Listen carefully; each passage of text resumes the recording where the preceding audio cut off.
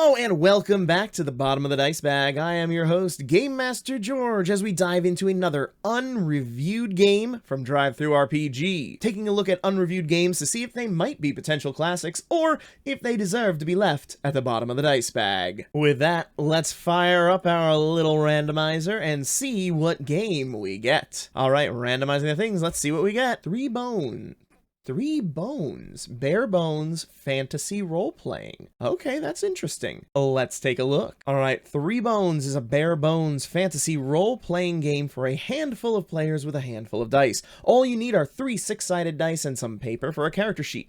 A business card that is blank on one side. Oh, okay. Small enough to be a business card. That's great. Perfect for running a one-shot adventure on short notice. Character generation is quick and easy. Minimalist system that is easy to hack and make rulings for. Okay, that's not amazing, but let's see what we get. Another 7-page book. This time it's only $3 though, so that's nice. All right, let's see what we got. All right, 3 Bones, bare bones fantasy role-playing. Interesting size pages. 3 Bones, a bare bones fantasy role-playing game for a handful of players and a handful of dice. One player is the GM. Okay, nothing new there. Describe your PC in the form of character name is an adjective, noun, who, verbs. Okay, that's Cipher System right there. That is very much pulled from the Cipher System. I mean, that's not necessarily a bad thing. It's taking something good from another system and working for yourself. But what is this +1, +2, +3? Higher numbers are better traits, so prioritize them in order. A glib bard who wields a rapier and a rapier wielding bard who speaks with a silver tongue have similar traits but different. Okay, this is a little different. Okay, so our adjective is going to be our least powerful modifier. Our noun is going to be our most power, our medium one, and the verb is the thing that we're the best at. So as always, we start with working on our character. So we are going to be that. We're going to keep things simple, and we're just going to use the example from the book. So we are a glib bard who wields a rapier. So glib is +1, bard is +2, wields a rapier +3. This is an interesting start. Assign values of 5, 6, and 7 to these 3 pools in whatever order you feel is appropriate for your character. Wind, which is our stamina, edge, which is our skill and expertise to do tricks, and blood, which is our endurance. So blood is endurance and wind is stamina. Wind and blood feel very similar. And it looks like they actually should be, so blood is the more dire version of wind. We have our wind, edge, blood. We get a 5, a 6, and a 7. So a glib bard who wields a rapier is definitely mostly edge. I'm going to say that we then have the lowest in blood because once our bluster gets taken out, we ain't got much left. So we have a 5 in... So we have a 6 in wind, a 7 in edge, and a 5 in blood. So rolling the bones, roll 3d6 and sort them from high to low to resolve uncertain actions. Wait, and oh my gosh. Roll 3d6 and sort them from high to low to resolve uncertain actions. The result is the middle die plus 1 relevant trait. Okay, that's interesting. Let's grab some dice. D6s this time, nice and easy. If I'm rolling these 3d6s, I rolled a 5, a 6, and a 1. Arrange it in order from low to high, which is 1, 5, 6. So the middle die is a 5. We would then add one of our traits, glib, bard, or wields a rapier, and we would add that to the 5. If it's 5 or higher, which it is because we rolled a 5, then we succeed. Simple. Advantage and disadvantages. This situation makes an action significantly easier or harder. Use modifiers. So extreme advantage, you shouldn't even be rolling. Easy, succeed without a roll. Advantage, roll 3 dice and use the highest. Oh, now that is a clever use of this system. With advantage, you're getting the highest die. Normal, you're getting the medium. And disadvantage, you're getting the lowest. That's great. I actually really enjoy that. That is a very clever use of these 3 dice. I thought that this was just a little bit of a gimmicky thing or a way to get more average results, but that makes this advantage and disadvantage system very nice. Conflict and action scenes is solved through arbitrary units called round. Okay, sure. A few seconds to a few minutes. Oh, okay. Well, I like that it's not explicit. I'm going to assume then that they don't have like timed effects and things like that. Or if they do, it's going to have to be variable based on the variable length of a unit of round.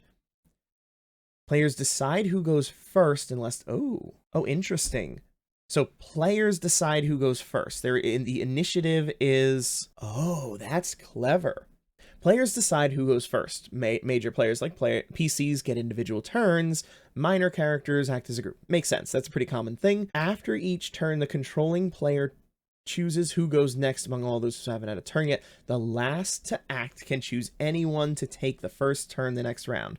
So what that means is you then have to balance going early versus being the one that goes last and getting to set up the next round. So if you were to make all of your players go early in the round, then you have your NPCs going at the end, your opponents, they could then end up taking 2 turns in a row and devastating you. So while it is tempting then to load up all of your guys going bang, bang, bang, you might want to balance it out and have some going early, some going late, kind of bouncing back and forth and end up kind of balancing out the turns between friendly and foe. Another little clever idea. Combatants can take 2 major actions per round, not counting simple things like dropping items, talking, or spitting out loose teeth. So a move is a type of action. An attack, defend, block, or avoid 1 damage this round. Attack is roll the bones and do 1 damage on a hit. Defend, you just straight up block 1 damage. Okay. Can you do the same action twice? So could you block twice? Yes, you can. Huh, cool. Defend. So that's cool. That's a pretty simple thing. A stunt, roll the bones to create an advantage or disadvantage, push a foe. Block not having a roll assigned to it is a little bit difficult. It basically makes block a guaranteed effect, but then you're not damaging. And since damage is very low, you're only doing 1 damage per attack.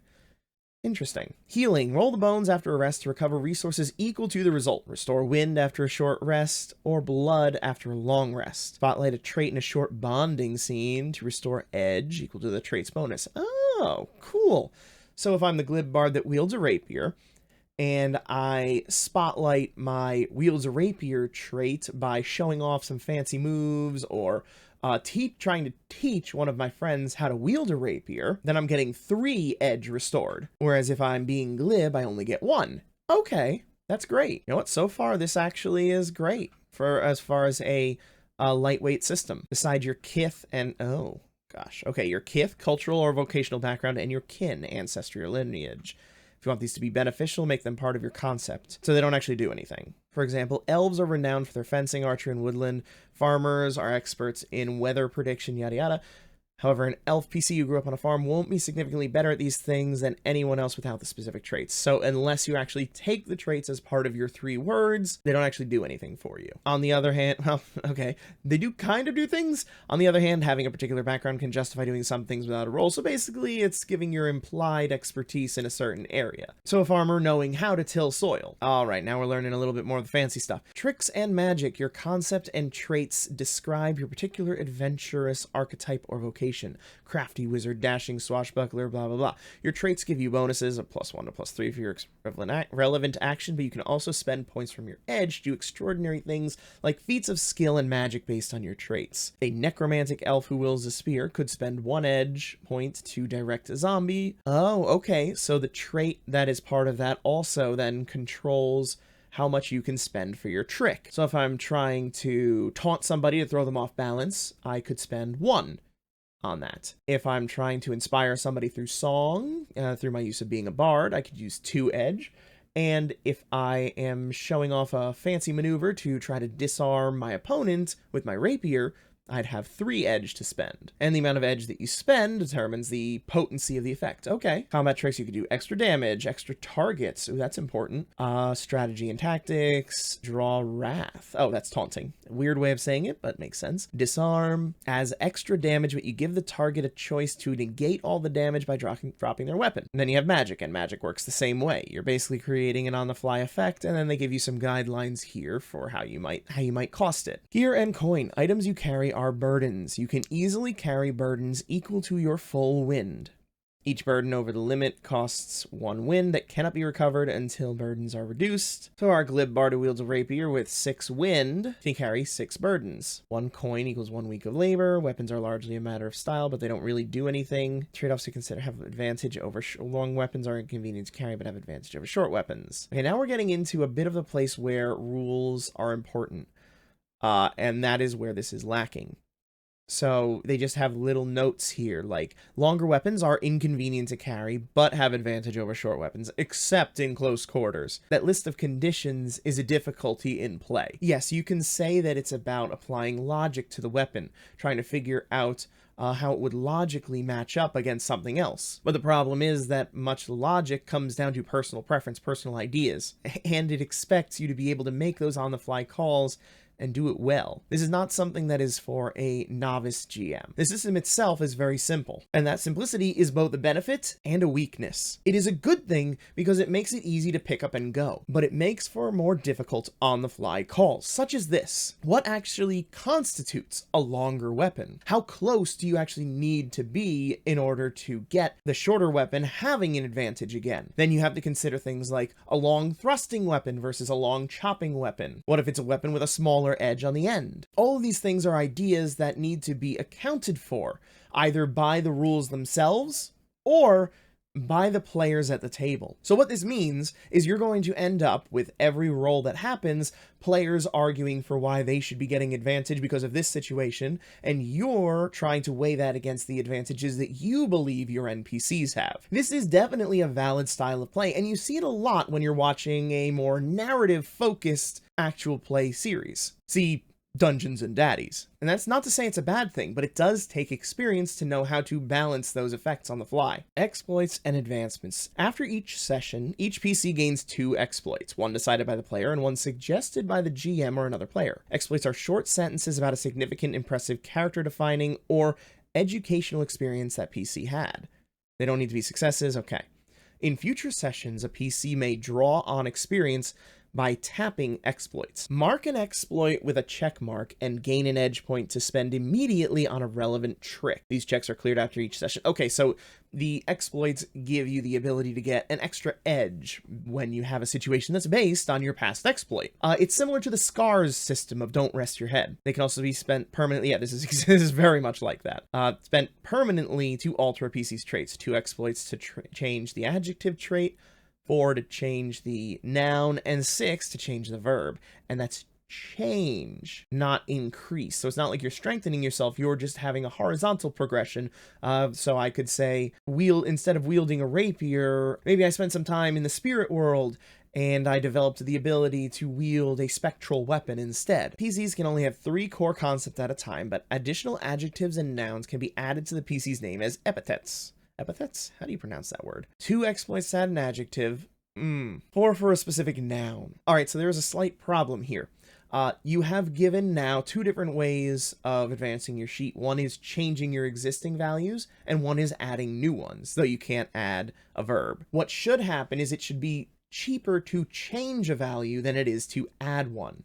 Because when you add, you are strengthening yourself. When you change, you are making a horizontal adjustment to your character. Instead, however, it is 2, whether you want to change your adjective or get a new one. And that getting a new one just doubles the amount of times that you can get that +1 bonus. Same thing with the noun. It costs 4 to change it, or it costs 4 to get a new one. And from what I'm seeing here, there is no limit to the amount that you can get. So really, there is no reason, mechanically, why you would ever want to change your character as opposed to adding. I'm a bard, and I start training more heavily into the magical things. Say, picking up some necromancer abilities. Becoming the Pied Piper of the dead. So I would be the glib bard who wields a rapier, the necromancer. That would have cost me 4 exploits, so 2 sessions worth of progress. If I instead wanted to drop being a bard completely, I would become the glib necromancer who wields a rapier, and that would have cost me 4 exploits or 2 sessions of progress. This is unfortunately a definite negative in terms of the mechanical strength of this system. If a PC dies, the group can keep their character sheet to draw on memories of the dead. Any PC who knew the deceased can use one of the dead PC's exploits by describing how the dead PC taught them a trick.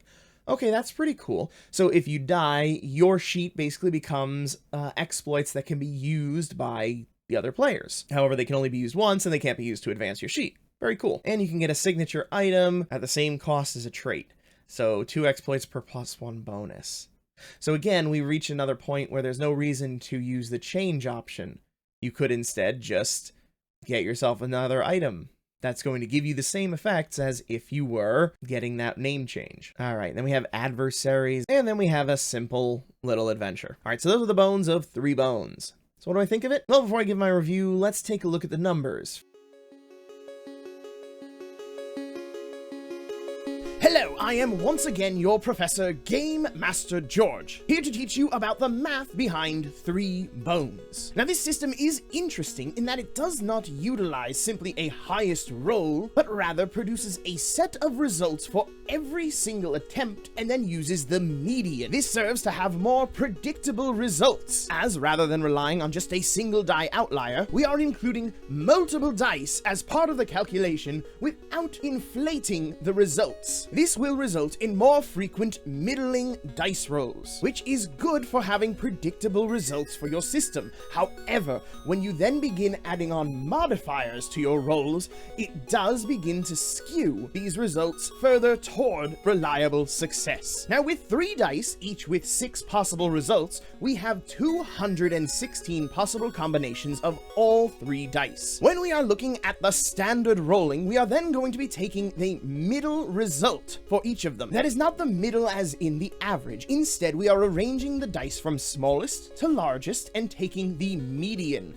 the number that falls in the direct physical center of the arranged set. What this means is that the only way we can get a result of 1 or 6 is if there are at least 2 of that value present in the set. We have already eliminated the largest outlier from the dice as a reasonable result, with each of them having just 16 possible options out of the 216 total. This gives us a 7.4% chance of rolling either a 1 or a 6 on any given roll. As we move closer to the middle then, you will see that the results become more likely, as there are more results that are both higher and lower for each of the numbers. For 2 and 5, there are 40 possible combinations which could result in each of those results. That gives us an 18.5% chance of rolling either a 2 or a 5. And then for our middle numbers 3 and 4, these each have 52 possible combinations, with each of them having a 24% chance of being the rolled result. Now, in this system, we are trying to roll a 5 or higher. This means if we have no modifiers, we need to actually see a 5 or a 6 as the median of our dice roll. That gives us only a 25.9% chance of seeing a success with no modifiers. But as you will see, once you begin adding modifiers, your chances of success rise significantly. By adding just a +1 modifier, we now succeed on a 4, 5, or 6. Obviously, that gives us a 50% chance of success. So just by using your adjective, your weakest trait, you have nearly doubled your chance of success. When we then add in a noun, our +2 modifier, that gives us a 74% chance of success. And with our most powerful modifier, our verb, giving us a +3, we will succeed on any result except for a 1, giving us a 92.6% chance of success. As you can see, having a modifier that applies dramatically increases your chance of success, which gives even more value to the fact that you can add a new noun every other session, meaning that every other session you are dramatically widening your chances of success. And since these nouns are widely applicable, not simply one-off scenarios, you will find that you are dramatically increasing not just your chance of success, but the scenarios when you can apply that result. But now, of course, that is only part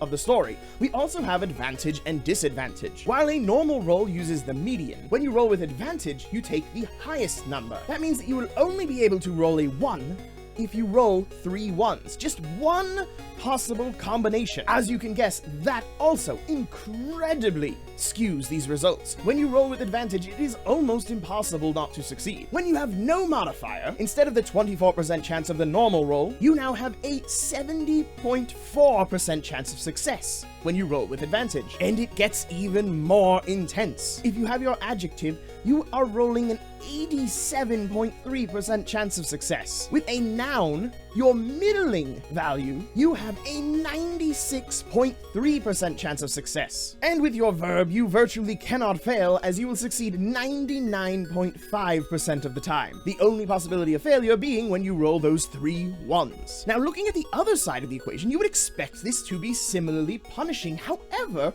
it is not. Yes, it does still dramatically lower your chances of success when you are taking now the lowest value instead of the highest or even the middle, but the results are not nearly so catastrophic. If you have no modifier, you still have a 3.7% chance of success, with an adjective now giving you only 12.5% chance of success, and a noun giving you a 29.6% chance of success. But when you have your verb in play, you still have a 57.8% chance of success. Now, what does this mean?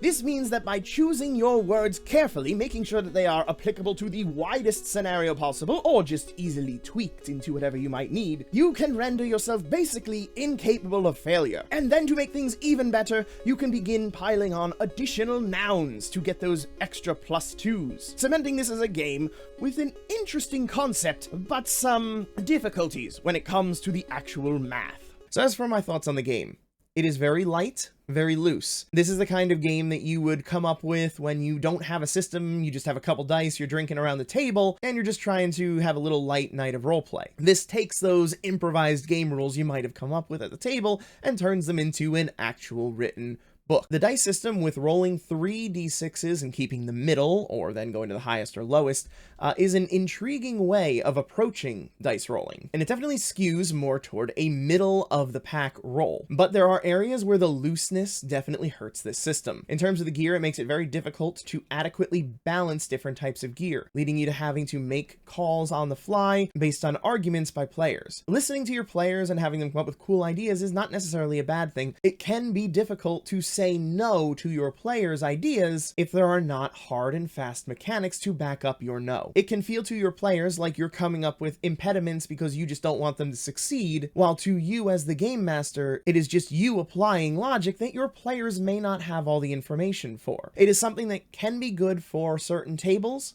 but not for all of them. And then the advancement system, while it does appear to have roots in the way that Don't Rest Your Head approaches it, the addition of being able to actually gain extra bonuses negates the usefulness of changing your sheet. Changing may be more thematic, but there is no reason why you would ever actually choose that option mechanically over the option of gaining additional words. That said, for the price of $3, I really don't have any issue with recommending this game. It's a quick and easy read, and though I would like to see a little bit more mechanical guidance, it has enough here to be a quick and easy pickup game when you don't really have the mental fortitude for something with a bit more crunch. In all, I would give this game a 7 out of 10. It is definitely a good game, but I do think there are areas where the lack of mechanical specificity hurts it. Anyway, that's it for now. If you enjoyed the video and want to see more, make sure you like, comment, subscribe. Do you enjoy this kind of light system? Or do you prefer one with more